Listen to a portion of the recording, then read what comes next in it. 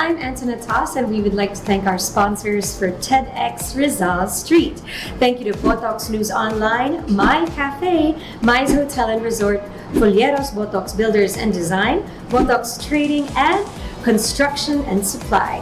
And we'd also like to invite you all to follow our journey online. You can follow my page at Antoinette Toss and our nonprofit page at Planet Cora on all social media platforms. And of course, you can always visit our website, www.wearecora.org.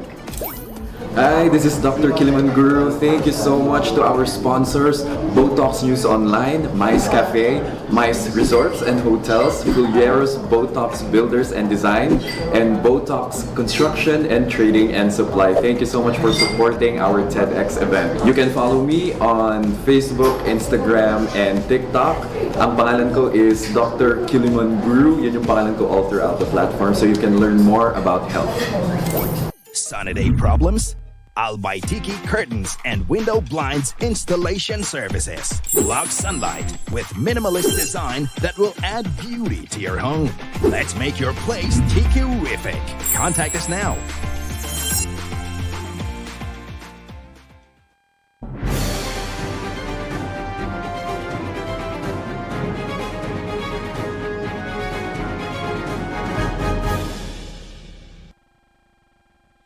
Magandang buhay! Yan, maugmang buhay sa gabos na niyadi sa tuya naghihinganyog. Yan, ganyan. Nagtatry talaga akong magtagalog, ha? Oo, yun, syempre.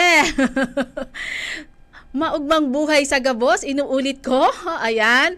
At eto tayo. Welcome sa ating usapan dito sa Usap Tayo. Wala nang ibang masyadong introduction, of course, dahil mapalad tayo na makakasama natin ang isa sa couples na nanalo sa ating free date. Oo, yung Valentine Special ng Botox News Online. Walang iba kundi sina Mrs. Maricel Tolentino and Mr. William Tolentino. Yes, ma'am, pakilala po muna kayo at bati tayo sa ating mga manunood. Hello, magandang hapon po sa inyo lahat. Lalo na po dyan sa mga taga-Puting Sapa, Hubad. Ito yan. Magandang hapon po sa mga taga-Puting Sapa. Ako po si William Tolentino. Ayan, o diba na narinig nyo na ang ating mga panauhin ngayon. Alam nyo ba na sila lang naman ang maswerteng nagkaroon ng free facial sa, ano bang experience natin doon sa free facial sa Ace Aesthetic and Wellness Services? For the first time, nakaramdam ng ginawa sa mukha. Ginawa sa mukha. Maginhawa na ba yung mukha? Parang tingin nyo kay... yun ang tingin ko kay Sir. Ang gwapo ni Sir ngayon. Aba naman, oo, di ba? Ang gwapo talaga. Hindi, totoo naman eh. First time nyo po ba na nagkaroon kayo ng facial? Opo. Ano, talaga? For the first time. For the first For the first time. Bakit hindi ba tayo nagfa-facial nung mga nakaraang, nung youthness natin? Hindi po. Hindi po. By the way, ilang taon na po kayo, Sir? 45. 45. Ikaw po, ma'am? 38. Ay, ang babata pa pala ng ating mga di ba? So, makikiusyoso lang ako, magiging marites muna ako. Oo. Paano ba nag-start ang inyong love story? Pwede ba, bahagi nyo naman sa amin? Nagkakilala kami ni Maricel, 2009, July 4. Tawag-tawa si ma'am. Nakikilig. Hindi nga po. Tapos, Doon sa bayan ng Erosin, sa Sayawan, doon ko siya nakilala. dancer ka, ma'am? Hindi po.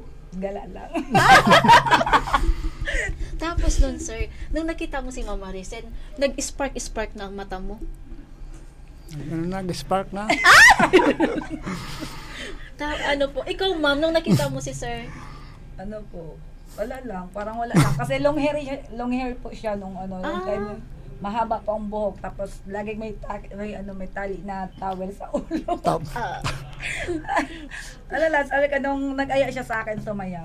Hiningi niya yung number ko. Tapos sinabi yung pangalan. Pero parang hindi nag-sink in sa utak ko kung anong pangalan niya. Tapos kinaumagahan nag-text. Sabi, si Will daw siya. Sabi ko, sino Will? Baka Will friend. Sino kaya to? Ibang klase din si sir.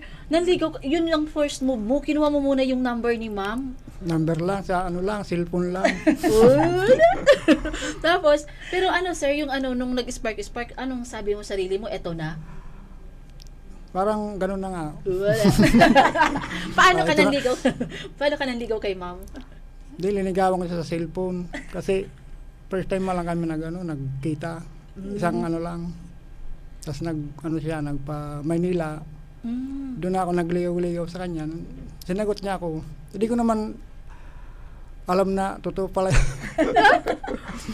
Akala mo nagbibiro pa? Kala ko nagbibiro. Talaga mo? Tapos pag uwi niya, gano'n na, pumunta na ako sa bahay nila. Tapos Naligaw pa ako sa kanila. Saan? Sa Erusin? Dahil Sa dito ano na po? sa Sa Huban. Huban? Doon na sa Puting-Sapa. Puting-Sapa. Tagahuban ka po talaga sa Yung Puting bahay kasi Sawa. namin nasa banda bundok na. Tapos naligaw siya doon. Opo, umalis daw siya sa bahay nila alas 7, nakarating sa amin alas 2 ng hapon. Eh grabe! Bakit kayo naligaw? Maraming dani kasi Hindi ka naman pumunta sa ibang daan. hindi naman. Oo kasi 'di ba? Tapos buti naman nakuha mo kaagad yung ano, nakuha mo naman. Kaya lang alas 2 nga lang ng hapon. So alas 7 ka ng umaga, pawis na pawis ka na. Wala may ka. may nakasalubong ako ng mga Mga bata. Mga bata. Tanong-tanong ako. Doon na. Tapos nung pumunta ka sa bahay nila, ano na nangyari? Wala po, nung una hindi siya gusto kasi long hair nga daw parang pero nakita naman nila na mabait naman. Tapos, yun, seryoso naman. Yun, nagkagustuhan din. Ay, gano'n. Tapos okay na. Opo. And then pagkatapos noon na okay na sa mga magulang mo, saka na Opo. kayo kinasal. Nagpalipas pa po, alas mga 1 taon pa po, pinalipas bago kami nagpakasal. Ayun. And then nung di ba at least kayo naging mag-asawa na. Opo. Syempre pagdadaanan natin yung mga problema, kung mga diferensya, paano nyo inaayos? Ano po, sa aming dalawa kasi siya mas mahaba yung pasensya eh. Ako, Talaga. po, kasi ako masyadong mainitin ng ulo. Tapos siya, pag galit ako, aalis na lang yan. Minsan, tatahimik na lang. Hindi, pag nagagalit ako, hindi na lang yan magsasalita, tahimik lang.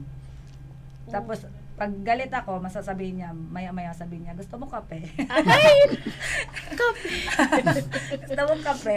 Ganyan yan. Tapos, ba't lang parang walang sorry, basta mag-usap lang kami, okay na. Parang ganun lang. Hindi. Gusto ko yung gusto mo ng kape. Ganun lagi siya, gusto mo kape. Kasi alam niya, hindi ako nagkakape. Ganun pala yun. Pero may naano ko sa inyo yung kapag galit, aalis na lang, Hindi na lang siya magsasalita. Oo. Kasi pag sinabay niyang init ng ulo ko, talaga mag-aaway kami. Oo. Ang ginagawa niya, pag galit ako, aalis na lang yan. Tapos, minsan, hindi na lang yan kikibo. Tapos mamaya, papalipasin ng ilang minuto pag nandyan siya, sabihin, gusto mong kape? Ganun lang. Kasi alam niya, hindi talaga ako nagkakape. Oo. Ilan na po yung naging anak nyo ngayon? 4 po. 4 na. No. Matagal-tagal na din. So, halimbawa lang po, ma'am, na nagkaroon ba kayo ng pinakamatinding pagsubok o problema na pinagdaanan nyo? Parang wala naman po. Para simpleng away lang. Mga simpleng away lang. Ayun. Okay naman. At least, yun nga, kahit naman sabihin natin na simpleng away lang, natitest pa rin naman doon yung, Opo. yung lalim ng samahan natin bilang isang mag-asawa. Totoo po. So, sa pagpapalaki ng mga anak, paano nyo ba na, kayong dalawa o sa'yo lang takot o sa kanya takot? Sa akin po, kasi siya mabait. Pero hindi nyo pinag-aawayan, parang Hindi kinakapuan po, mo kasi siya siya sa mga bata talagang mabait siya, hindi siya namamalo, hindi yan nagagalit. Ako naman nagagalit namamalo, pero hindi naman yung grabe, pero napapagsabihan siya kasi pag nagalit na yan, pero parang hindi pa din. Sabi niya, tumigil na kayo, 1, 2, 3, nakasampu na yun, yung mga bata hindi pa din natigil. At hindi nga sa kanya takot. Sa akin naman, pag magsabi na tumigil, titigil na yan. Pag bumilang ako ng 3, pag hindi pa kayo tumigil, hindi pa ako nakatapos magbilang ng 3, tigil na yan. Okay. So, siguro na lang natin para maano yung mga manunood natin. Kumbaga, may mapulot ba na inspirasyon sa isang mag-asawa na ilang years na nga kayong kasal? 14 po. Mag-15 na ngayong April 28. Wow. So dito sa couple na ganito ang makaisang dekada ka lang na yun na siya, talagang ibig sabihin stable na kayo meron ba kayong pwedeng sabihin sa ating mga manonood or makabigay ng inspirasyon ba kung paano tumagal ang relasyon nyo, ang buhay mag-asawa sa ganito ka taon? Para po sa amin, sa experience po naming mag-asawa, kailangan po sa mag-asawa, hindi lang yung isa lang yung nasusunod, dapat give and take. Pag magalit yung sa isa, pag mainit yung ulo ng isa, wag nang sasabayan ng isa. Tapos, kung sino yung mas nakakaintindi, siya na lang yung magpasensya para walang gulo. Oo. O ikaw, sir, parang may gusto kang sabihin eh. Parang may dadagdag ka. Gano'n na rin. Ha? Okay po. So, ngayon na lang po, para na lang sa mga manunood din ulit natin, baka meron kayong gustong sabihin dahil syempre nagtatanong sila paano kayo napili? Bakit kayo pinili? So, sa palagay nyo, bakit kayo pinili ng Botox News Online para manalo, para magkaroon ng libreng date ngayong Valentine's Day? Para po sa amin, siguro napili kami doon kasi nag-comment kami doon sa post po ng BNO kung bakit kami ang dapat mapili. Kasi for 14 years po, never pa po talaga namin experience na mag-date or lumabas man lamang. Kasi pag halimbawa po may pera, paplanuhin niya, baka pwede mag-date naman tayo pag ganitong anniversary or Valentine's. Pero hindi po talaga nangyayari. Kasi kailangan namin unahin yung pangangailangan ng mga bata. Tapos, pag halimbawa naman may budget, manghihinayang naman kami gumastos. Isipin naman namin, isang araw lang date naman yan eh. Tapos isipin natin bukas, baka wala na tayong pagkain, gano'n. Kaya nung yun din po ang sinabi ko doon sa comment ko talaga kay Sir, doon sa BNO na laging drawing po yung date namin, hindi talaga nakukulayan. Ngayon lang nakulayan. Ikaw, sir. First time niyo po. Sige. Opo, first time, pero masaya na nangyari to sa amin. Experience. So, nung sinabihan kayo na, oy, kayo yung nanalo, may tumawag sa inyo na nagpaalam na kayo na po yung nanalo, kayo po yung napili ng BNO. Ano po yung naramdaman nyo? Ako po masaya, pero siya parang nagdadalawang isip. Bakit? Nahihiya yata kasama ako. Ha? Pinahihiya mo si ma'am? Hindi po, naman. kasi iniisip po niya, yung mga anak nga namin may iwan, walang kasama sa bahay. Yun po ang iniisip niya. Tapos sabi niya, tayo lalabas, tapos yung mga bata may iwan. Tapos tayo magagala, tapos yung mga bata hindi kasama. Yun po ang iniisip niya. Oo. Pero syempre po, para naman sa amin, mas maganda kasi, yung nga sabi ko kanina na puro tayo trabaho, bilang isang magulang, yun na nang iniisip natin eh. Oo, puro sa anak, kasi syempre nagpamilya na tayo. Pero minsan iisipan din natin yung sarili natin. Kailangan kasi alagaan din natin ang sarili natin. Kasi, para pagdating ng oras, at least, alam natin kung ano ba yung experience. Ikaw na ma-facial ka. Buti nga kayo eh. Hindi, biro lang. Hindi, kasi, ano ba yung pakiramdam nung parang nagkaroon ka ng merong mga taong nagkaroon ng binigyan ka ng pagkakataon na unahin mo muna yung sarili mo ngayon. Opo, maraming napakalaking pasasalamat po namin syempre kay Sir Botox kasi siya ang may may plano nito na Valentine's Day, libreng Valentine's Day. Kasi kung hindi dahil sa kanya, hindi namin mararanasan magpa-facial. Kahit nga medyo kinakabahan kasi hindi namin alam kung ano gagawin sa amin. Kasi first time nga. Tapos yung kumain dito sa may hotel kasi alam na sa may cafe. Kasi sa mga katulad po namin, hindi talaga namin afford kaya dahil kay Sir Botox, naranasan po namin ito. Maraming first time ang mararanasan namin ngayon. Opo. Mamaya manonood pa kayo ng sine sa SM City. Tsaka meron kayong libreng massage and spa sa Isabel. Ang ganda din doon. Hindi ko pa doon na-experience. And then, pupunta kayo sa Mice Hotel and Resort. Wow, ang dami nag-aabang doon. Alam niyo ba, ang dami nagre-reserve doon. Tapos kayo, makakakuha kayo doon. Libreng-libre lahat. Ang ganda, ang saya. So, baka meron pa po kayo, bago tayo magpaalam, baka meron pa po kayong gustong idagdag. Magpapasalamat lang po sa mga sponsors kasi kung hindi dahil sa kanila, hindi po may isa sa katuparan to free Valentine's Day. Ikaw, sir. Salamat sa Lalamig na ako.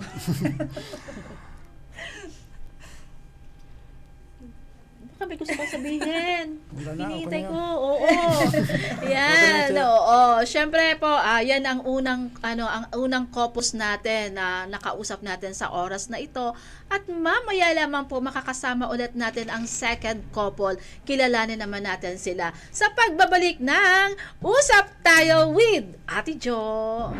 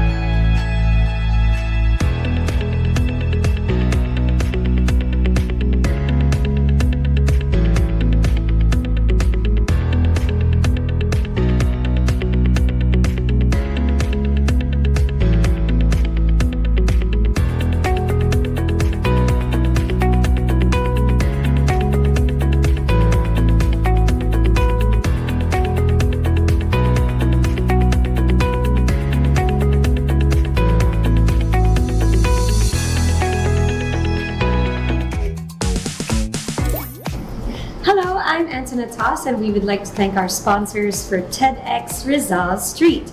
Thank you to Botox News Online, My Cafe, My's Hotel and Resort, Folieros Botox Builders and Design, Botox Trading, and Construction and Supply. And we'd also like to invite you all to follow our journey online. You can follow my page at Antoinette Toss and our nonprofit page at Planet Cora on all social media platforms. And of course, you can always visit our website, www.wearecora.org. Hi, this is Dr. Kiliman Guru. Thank you so much to our sponsors, Botox News Online, Mice Cafe, Mice Resorts and Hotels, Fulieros Botox Builders and Design, and Botox Construction and Trading and Supply. Thank you so much for supporting our TEDx event. You can follow me on Facebook, Instagram, and TikTok. Ang pangalan ko is Dr. Kiliman Guru. Yan yung pangalan ko all throughout the platform, so you can learn more about health. Sunny day problems? Albaitiki Curtains and Window Blinds Installation Services. Block sunlight with minimalist design that will add beauty to your home. Let's make your place tiki-rific. Contact us now